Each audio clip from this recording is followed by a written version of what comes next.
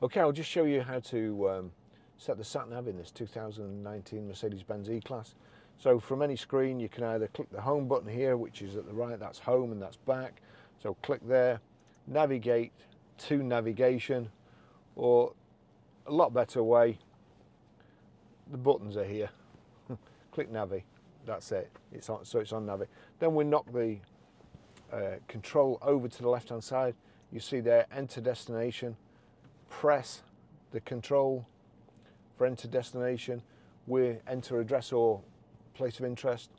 We're Grosvenor Garage P, or knock back for numbers 5 4, knock forward to get back to letters E A, Grosvenor Garage, Blackburn Road, High Walton, Preston, PR54AE.